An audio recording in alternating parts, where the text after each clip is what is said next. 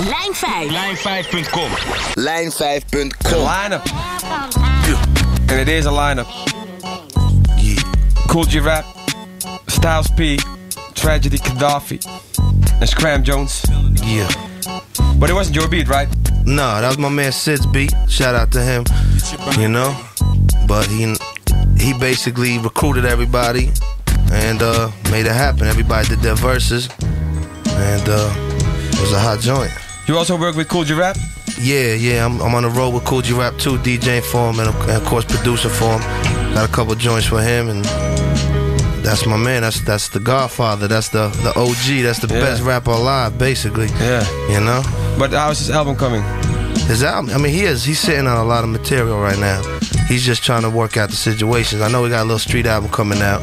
You know, it's an EP. He's making sure people don't think it's a real, you know, full-blown album. It's a little EP of some of the joints he's had in the pocket.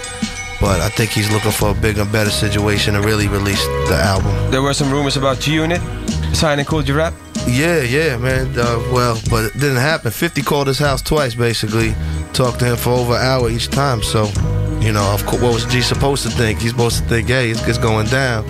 But what 50 really wanted from him was that verse for the LL, the Queens joint. He went to 50's mansion, cut it up for him. But, you know, when it came to signing, you know, we still got Who Kid to do G-Rap mixtape. Mm-hmm. And, you know, we did G-Unit radio. But it's not going to happen, you think?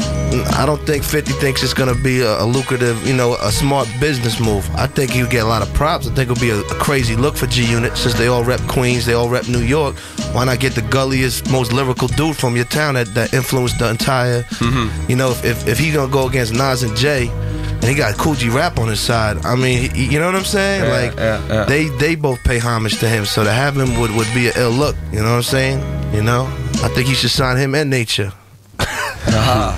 So what's the difference between working with a young guy like Saigon and working with Kool G Rap? I mean, G writes on the spot, Sai comes with his rhyme books. You know, Sai writes on his own time. He comes with his rhyme books. G writes on the spot. G is just, you know, he's on autopilot. He just writes and that shit just comes out crazy. But he's the most humblest dude in the world. He's as aggressive and crazy he sounds on the mic. He's like the most humblest dude. You know what I'm saying? Yeah. Like, that's the ill shit that, you know, but both sessions, the thing about G is that he records himself. So you don't have a lot of recording sessions with G because he got the setup at his crib where he just, you know, he knows how to do Pro Tools, he knows how to do everything, and he records himself and just does the email thing, you know? But Sai, you know, Sai comes to the crib and, you know, we bang out, you know? So. But we spoke about Unit, but weren't you signed to Shamoni XL? Yeah, I was never technically signed to him, but he was helping co-manage me, helping get my beats off through the click, and, you know, that's still my man. We still, you know, still doing business. But not officially, contractually, no. And right now, what's your plan, like, for a solo album? I mean, right now I got an album coming out. It's not really gonna be solo in the sense that I'm gonna be it's not an artist album. It's more of a compilation of my production, of the people that I've worked with, and of course I'll have, you know, a couple verses on there, a couple songs on there. But that's coming through Nature Sounds. We haven't had a release date yet. I'm just wrapping it up. So that's the next thing that's coming out. But then after that, I definitely am looking for, you know what I'm saying, I'm going to put together an artist project. Okay. And, you know, and working on some interesting things? Yeah, I've been working, I'm doing a lot of stuff with Wu-Tang, working on the Wu album, working on the Cuban Links album with Ray. I just did the single for his group, Ice Water, The Animal. They just shot a video for it. And I did a couple joints for Ghost too, so, you know, they call me the Squizzer, so, you know, I'm running with that. Yeah, you're working everywhere, everybody. You know what it is? It's just New York. I'm still a fan, so I extend myself to a lot of people. I don't have an ego. I don't have managers and lawyers messing up the whole, you know what I'm saying? I holler at these artists, they holler at me. I get up on the humble, they come to my house, I go to their house.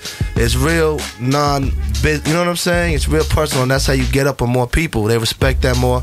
They see I don't got my hand out at the door. Like, I do a lot of stuff on GP because I'm a fan too. I want to hear Raekwon's voice on one of my beats. I want to hear G Rap.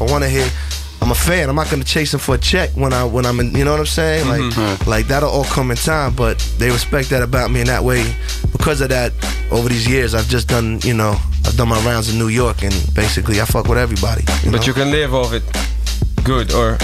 Yeah, I mean, Because when you work like that, that might become dangerous. No, I agree with you. You know what I'm saying? People can't take your kindness for a weakness. I mean, there's good losses and there's bad losses.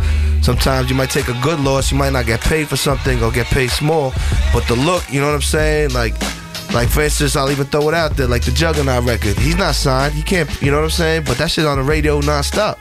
So how can you complain about not getting a check when it's getting promotion every day on the radio or whatever the case, you know? So it's like stuff like that. That's a good loss. So that's something that you just, you know what I'm saying? But and you decide all that stuff for yourself. Yeah, I mean, a lot of producers play the game differently, you know? Some go there like, yo, it's straight cheese, it's straight money at the door, or I'm not, you know, don't even holler at me, talk to my manager. After I give you the beat, I don't even want to talk to the artist anymore. Like, some distance themselves from that because they know these artists will lean on them for extra shit. But that's the best way of promoting yourself is having music out there. Yeah. The more music you got out there, the better, because there's going to be more demand for you.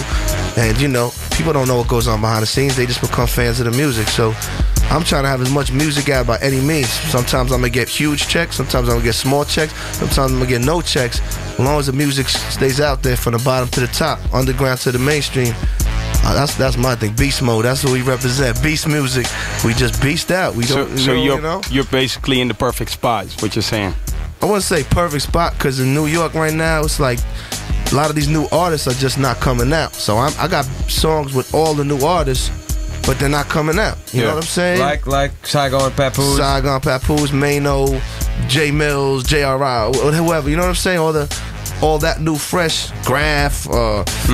These guys that I respect and people like on the mixtape scene, the albums is just not coming out. You can't depend on them for a check or something. So isn't that difficult when somebody like a new guy comes to you and wants a beat and you're like, yeah, sure, because what you just explained. Yeah, but isn't it like nowadays that you're like, well, I don't know, you gotta. Yeah, well, now you know the reality of, you know what I mean? Like, you know the reality of the game right now, the climate of the game. So you just gotta size it up. If I'm a fan of the person's music, I'm gonna work with them. And if they could bridge me to someone else, then I'm gonna work with them. Like right now I'm working with True Life and Memphis Bleak, you know what I'm saying? Yeah. And now, you know, Bleak is bringing me to Jay, you know what I'm saying? Like it's like you gotta do stuff like that, you know what I mean? But it's really about who you know. It's not what you know, it's who you know. And it's really about networking and staying humble and just staying cool. You're too heavy with it, people get thrown off because there's always some new young dude that's gonna do it for free. You know what I mean? So you gotta humble yourself in certain situations. Other situations, you gotta stick the wolves on them and stick the pit bulls on them to get that money. You know what I'm saying? Yeah. But tell me about the Hoffa joint. The which? Oh, the Hoffa, yeah. Oh, Hoffa is an incredible artist. He's signed to Beast Music right now. He was actually Justo from Justo Mixtape Awards. That was his artist at first. And I was working mutually with him, producing for him. And when Justo passed, I took on the project. And me and my man Titanic. And basically, he's just a sick artist that he got the song out right now that I think you're going to play right now called The King Is Dead. That is just an incredible record where he's talking to Biggie. It's like the whole thing is that he gets shot and he flatlines and he talks to Biggie, but he plays both voices and he asks some real controversial questions, and you're gonna, you know, be interested in what Biggie responds. But were you there when he recorded the? Yeah, man, I was right there. It was in the basement of my house in the bathroom, and the mic. I was telling him to do this because he always knew how to do the Biggie voice, and I was like, you got to do a conversation with Biggie. Okay. People have tried it before, none like this. You know, it's been co-signed already by Primo, by Mr. C, by all these dudes. Because it's tricky when you do stuff like that, right? Yeah, but that's why I went to that G-Unit convention in Phoenix. I seen Primo. He came up to me, yo, that Hoffa joint is crazy. And I'm like, yo, you work with Big personally, so for you to say that we didn't disrespect, and then Mr. C also, who was his DJ, loved the record. You know, he got unsigned hype for it. He got a lot of internet exposure, and now we're releasing his new, you know, street album mixtape that you're gonna see a lot of other sides of him too. That he's an ill dude. Okay, let's listen to it then. Scram Jones, Hoffa.